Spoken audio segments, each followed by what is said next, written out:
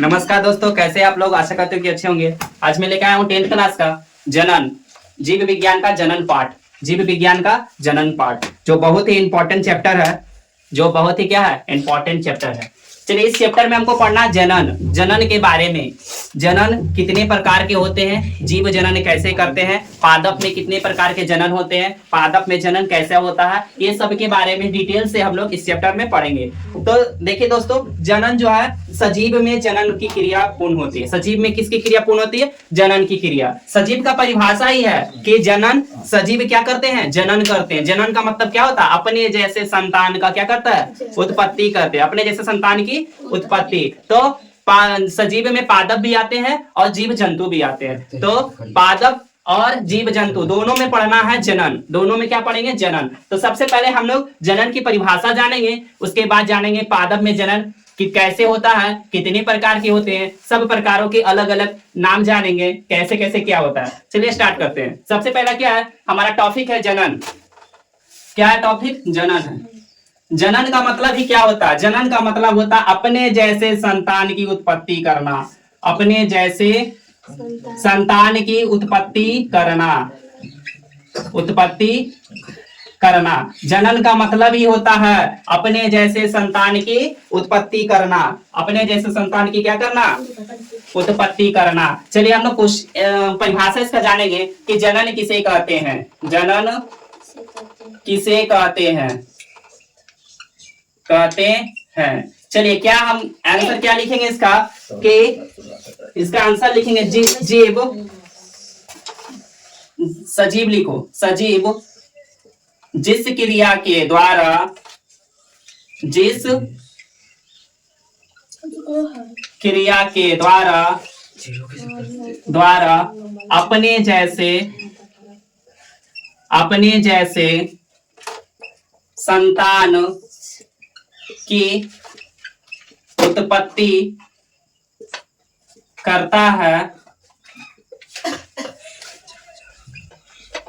जनन कहलाता है।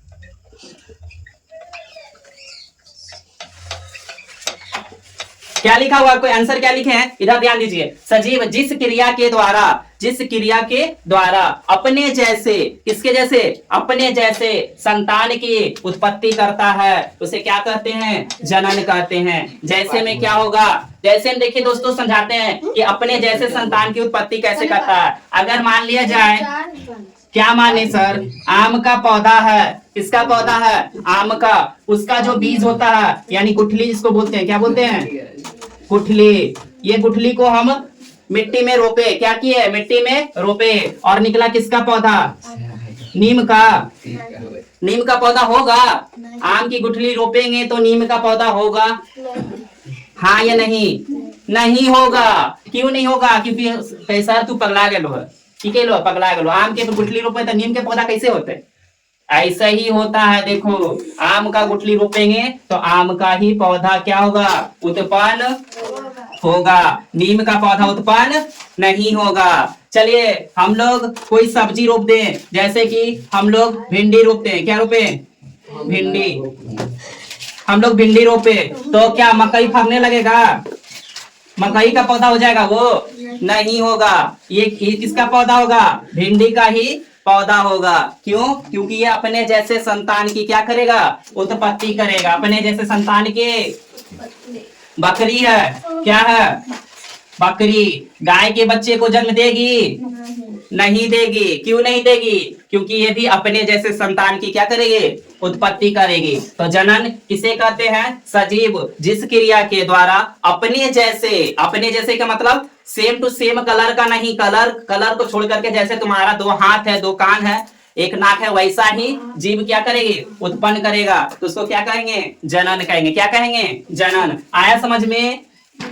चलिए, पादप में जनन। अब क्या है? पादप में जनन। पादप में जनन,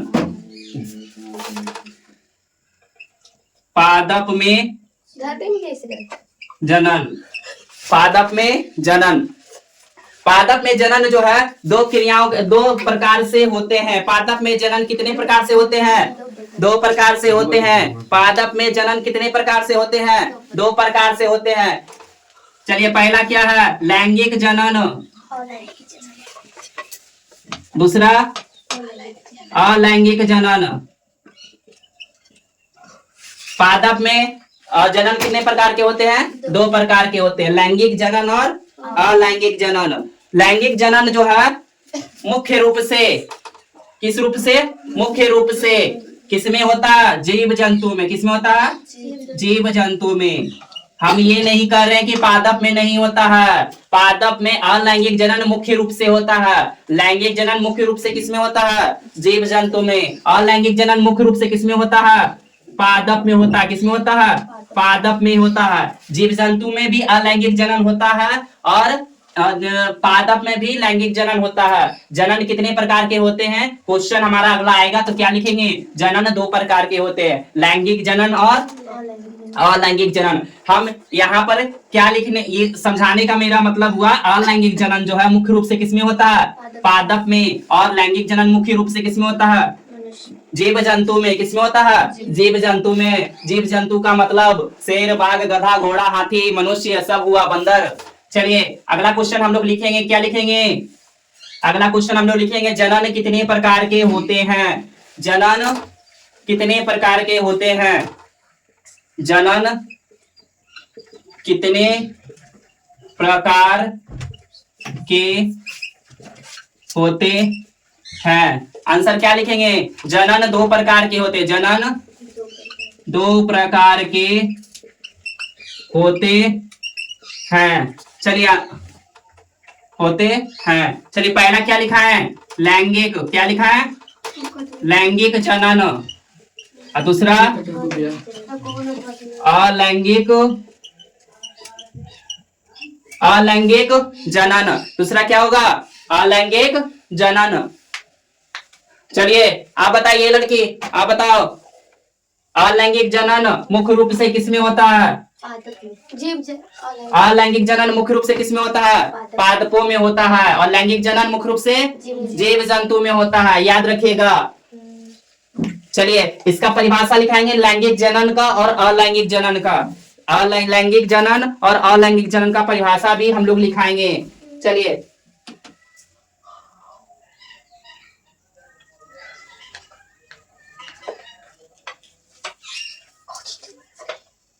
नहीं, कटो को भी है। चलिए मिटा दें। चलिए क्या है अगला क्वेश्चन, हम लोग बोले हैं लिखाने के लिए, लैंगिक जनन किसे कहते हैं, ध्यान दीजिए, लैंगिक जनन किसे कहते हैं, लैंगिक जनन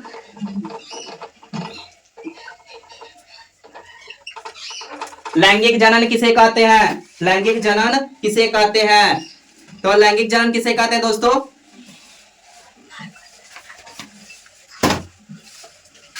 लैंगिक जनन किसे कहते हैं, तो देखो लैंगिक जनन किसे कहते हैं, वैसा जनन की विधि, वैसा जनन की विधि जिसमें, वैसा जनन की विधि जिसमें केवल एक ही जीव भाग लेते हैं, केवल एक ही जीव भाग लेते हैं, उसमें उसे क्या कहते हैं, लैंगिक जनन, जिसमें केवल एक ही जीव क्या करेंगे, भाग लेंगे, उसको क्या कहेंगे, लैंगिक जनन कहते हैं। लैंगिक जनन किसे कहते हैं, वैसा जनन जिसमें केवल एक ही सजीव लिखना, जीव नहीं लिखो, सजीव भाग लेते हैं, उसे अलैंगिक जनन कहते हैं।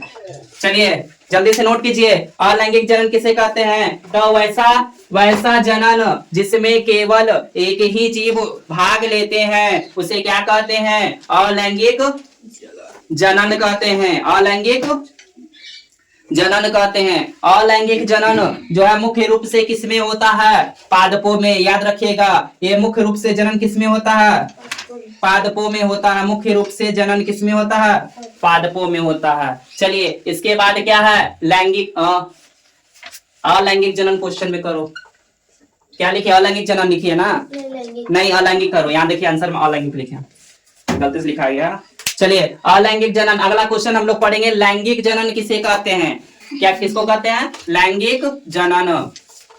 लैंगिक जनन किसे कहते हैं? कहते हैं। चलिए इसका आंसर क्या होगा?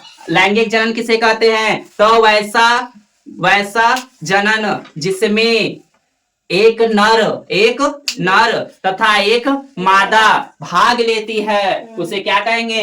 लैंगिक जनन कहते हैं। उसे क्या कहते हैं? लैंगिक जनन। तो वैसा जनन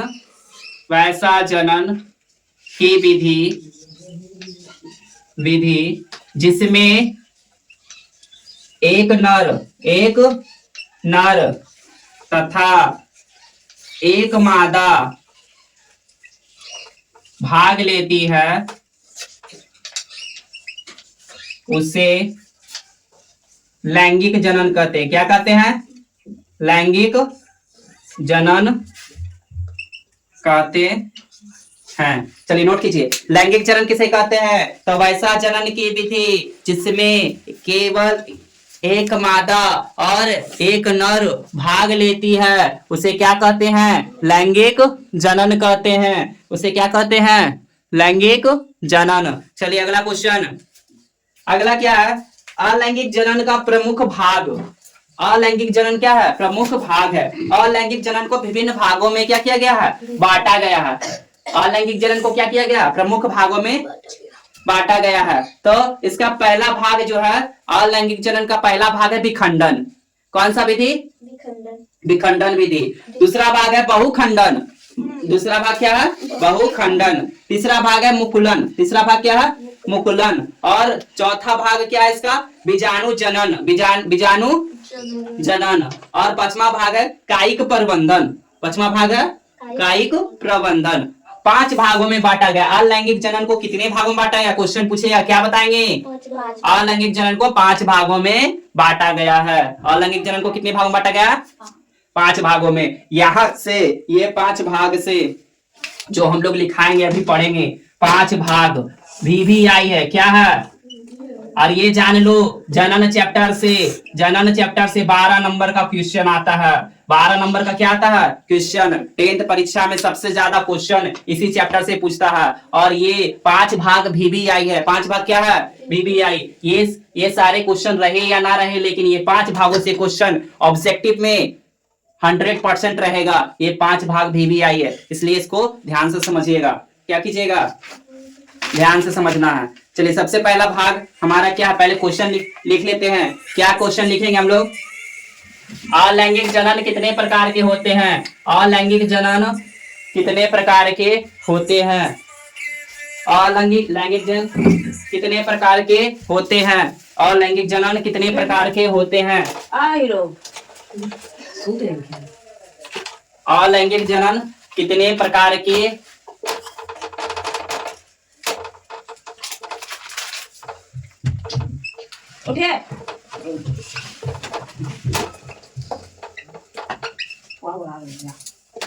अलैंगिक जनन कितने प्रकार के होते हैं? चलिए पढ़ेंगे अलैंगिक जनन कितने प्रकार के होते हैं। अलैंगिक जनन जो है 5 प्रकार के होते हैं। अलैंगिक जनन कितने प्रकार के होते हैं?